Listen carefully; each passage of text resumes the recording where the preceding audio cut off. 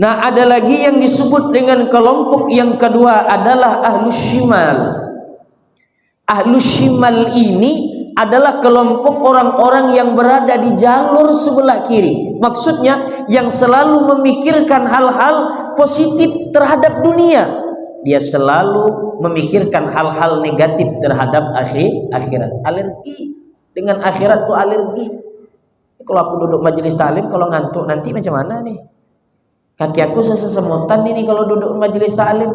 Apalagi Pak Ustadz itu lama betul ceramahnya, tidak ada lucu segala macam. Berpikir akhirat dengan pikiran yang negatif. Dapat duit hari ini umpamanya 50.000 nih, kalau aku impakkan nih 50.000 nih, aduh macam mana cerita berkurang, tinggal 40.000 lagi duit aku kalau aku impakkan 10.000. Tuh orang-orang ahlus shimal. Orang-orang ahlus shimal begitu mendapatkan nikmat dari Allah Subhanahu wa taala, dia berpikir yang positif terhadap dunia ini dan dia selalu berpikir negatif terhadap akhirat. Ini gara-gara aku sholat duha tadi ketinggalan pesawat. Coba aku tidak sholat duha. Coba tidak sholat duha. Angus tiket nih. Ini gara-gara aku datang ke pengajian tadi nih macam ini nih. Coba aku tidak datang ke pengajian, pasti kaki aku tidak sesemutan. Ini orang-orang ahlus shimal namanya. Yang tadi adalah orang-orang sabiqunal awwalun, kelompok yang pertama. Yang kedua adalah orang-orang yang ahlus shimal.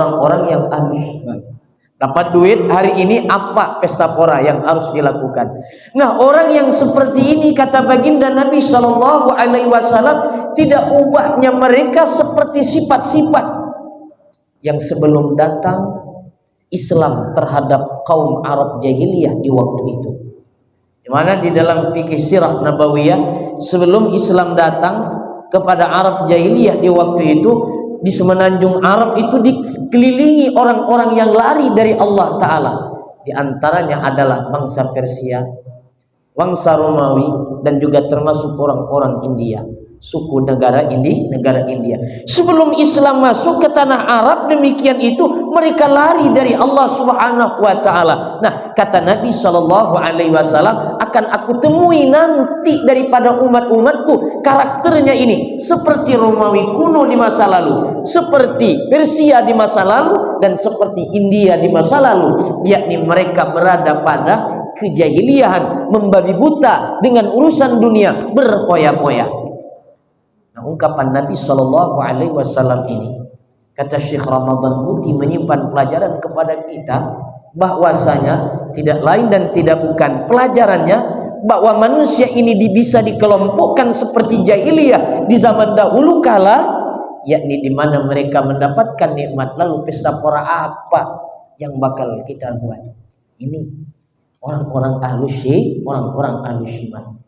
Dapat duit 50.000 dah sibuk kedai kopi mana nih? Dapat duit 100.000 telepon hendegengnya itu. Di mana hendegeng kita ngopi nih? Di teleponnya besti CS-nya. Bagaimana caranya nih? Urusan dunia tadi nih bagaimana? Nah, hadirin yang dimuliakan oleh Allah Ta'ala. Tapi ahlus shimal ini pun, para hadirin, akan mendapatkan hidayah Allah Subhanahu wa taala, karena hidayah Allah Subhanahu wa taala mutlak kepada siapa saja, berhak bagi Allah taala memberikannya. Ahlus shimal ini dengan nikmat yang Allah berikan, tapi mereka tidak mau menghadap Allah, berbuat taat kepadanya, suatu saat nanti percayalah Allah Subhanahu wa taala akan fasallaba dzalika minhum wa daraba bihim al-balaya wal mi'an fatayqadha wal iqbal 'ala Allah ta'ala wa huwa yurja min raihatil jannah. Orang-orang yang ahlus shimal ini tadi, ada suatu masa nanti kalau memang dia mendapatkan hidayah dari Allah Ta'ala, cara Allah memberi hidayah, yakni Allah Ta'ala turunkan bala. Dastruk baru pandai nasihatnya, ya Allah, kalau aku dulu datang majelis taklim, Ina, engkau jangan macam bapak kemarin majelis Masjidul Firdaus itu bertahun-tahun pengajian, tak pernah kaki bapak nih mampir di situ. Di Masjid Al-Uswah pengajian tak pernah telinga ini numpang dengar. Jangan, Nah, orang yang ahlu shimal ketika dia menyadari macam itu, berarti setitik cahaya hidayah sudah Allah masukkan ke dalam kalbunya.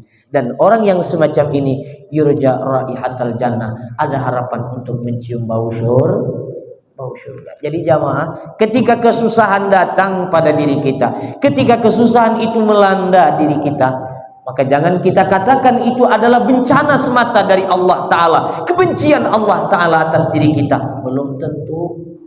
Mungkin itu cara Allah Ta'ala menggiring kita untuk menghadapnya. Mungkin barangkali saat itu kita tergolong pada orang-orang yang ahlu syirik, orang-orang yang ahlu shimal. Maka beruntunglah ketika kita mendapatkan sakit, lalu dengan sakit itu kita ingat kepada Allah, menyadari kesalahan-kesalahan kita dahulu kala. Maka beruntunglah ketika kita menjadi orang yang bangkrut. Yang bangkrut itu membuat kita ingat kepada Allah Subhanahu wa Ta'ala, dan kita menjadi ingat atas kelalaian kita dahulu kala sewaktu kita saat jaya. Hadirin yang dimuliakan oleh Allah Subhanahu wa Ta'ala. Jadi itulah kesimpulannya. Barang siapa orang yang tidak menghadap Allah Ta'ala dengan cara kelembutan Allah, maka Allah Ta'ala akan memberikan alternatif jalan lain, yaitu dengan cara bala Allah Ta'ala kirimkan atas diri kita, sehingga kita menghadap Allah Subhanahu wa Ta'ala.